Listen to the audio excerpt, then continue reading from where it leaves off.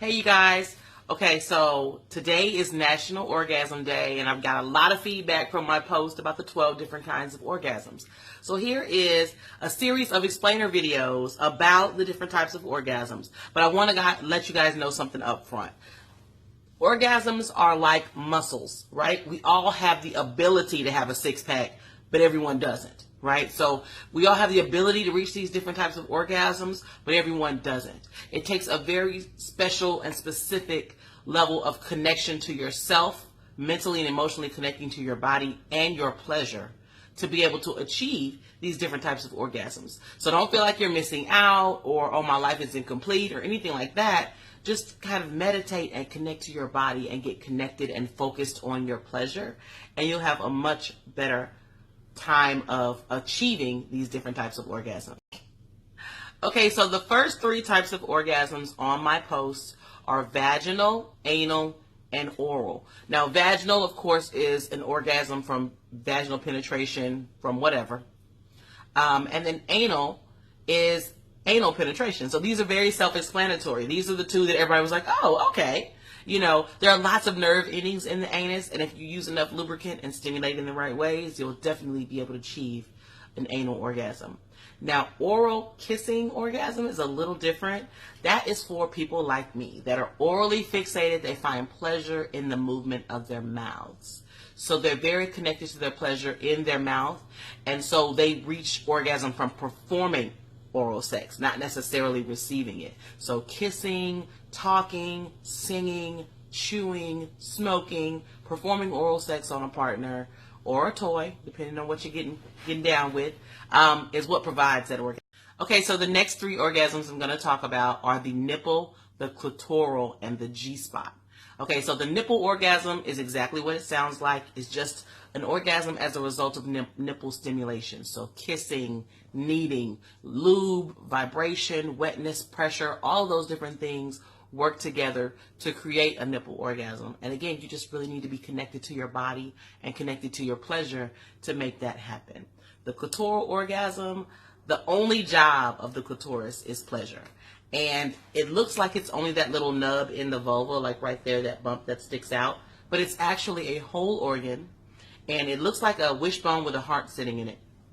And so that, stimulating that, again, with pressure, vibration, wetness, warmth, rhythm, rocking back and forth, those types of things stimulate the clitoris, which lead to orgasm.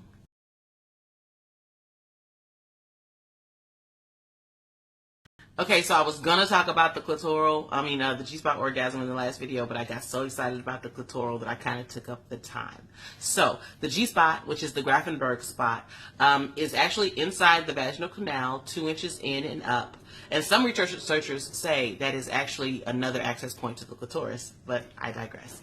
The A spot is past the G-spot, but before the cervix. So the vaginal canal is shaped like an hourglass. So it's in the second part of the hourglass. And so if you've ever been having sex and you feel like you're just overwhelmed with emotion, that you're going to cry, like you almost say I love you, but you like pull it back in and put it back in your mouth, that is an A-spot orgasm. That is the overwhelming emotional response to an A-spot orgasm. Okay, so here is where sexology and science collide, right? So the U-spot orgasm. Everybody in the comments was like, oh, goody, what is a U-spot? I'm Googling it right now. Basically, the U-spot is a urethral orgasm, and it's a little ring of nerve endings around the urethral opening called the Skene's gland. It's kind of been called the female prostate, and it's very integral in squirting, which is not pee, which we'll get to in a different video. So the urethra, and it has a little ring of cells at the end, a little ring of nerve endings right at the opening. And a lot of times when we think it's a clitoral orgasm, it's not. It's actually a U-spot orgasm. Cervical orgasms, rare but real. They happen right with stimulation of the cervical cap. Means you are at the base of the vaginal canal, you are hitting the U-spot, you're hitting the A-spot, and you're hitting the cervix, and it results in a cervical orgasm.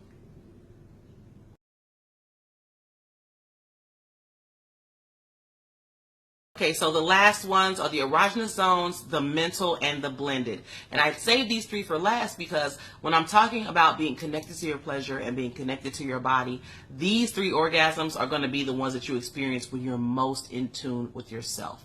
So your erogenous zones can be any area of focus where you feel aroused. It could be the neck, behind the ear, the back of the legs, the inner arm. It could be anywhere. Tattoos are erogenous zones because they become areas of focus. Once you get the tattoo done there, you know it's there, so it becomes another area of focus.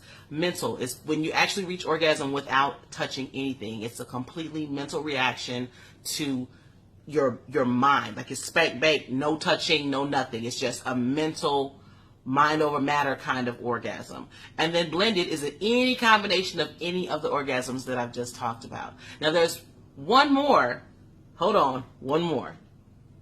Okay, so the last one that is not actually on my post, but someone in the comments reminded me about is the Coregasm, which is absolutely real. It is an orgasm as a result of your abdominal muscles, your core muscles. So if you control your breathing and muscle contractions in a way that result in an orgasm. So I'm very jealous of people that can have this. I think six-pack folks will be on top of this. You gym rats, you guys go ahead and try to get this orgasm.